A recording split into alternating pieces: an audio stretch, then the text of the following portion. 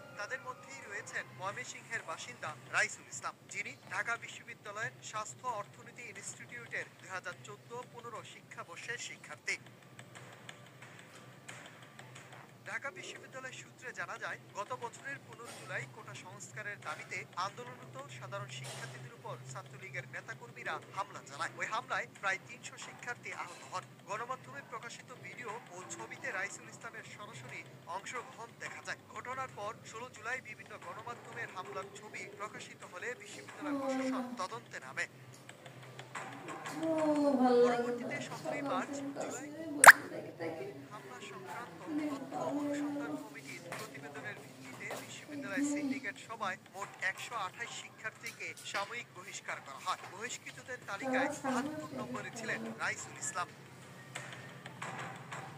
এদিকে রাইসুলের পুলিশ ক্যাডারে সুপারিশপ্রাপ্ত হওয়ার খবরে ক্ষোভ প্রকাশ করেছেন ঢাকা বিশ্ববিদ্যালয়ের কেন্দ্রীয় ছাত্র সংসদের সহ সাধারণ সম্পাদক মহিউদ্দিন খান। তিনি সামাজিক যোগাযোগ মাধ্যমে দেওয়া এক পোস্টে লিখেছেন, নিষিদ্ধ সংগঠন ছাত্রলীগের সন্ত্রাসী রাইসুল ইসলাম 45তম বিসিএস এ পুলিশ ক্যাডারে সুপারিশপ্রাপ্ত হয়েছে বলে জানা গেছে। গত বছরের 15 জুলাই ঢাকা বিশ্ববিদ্যালয়ের শিক্ষার্থীদের উপর ছাত্রলীগের হামলায় সে সরাসরি জড়িত ছিল।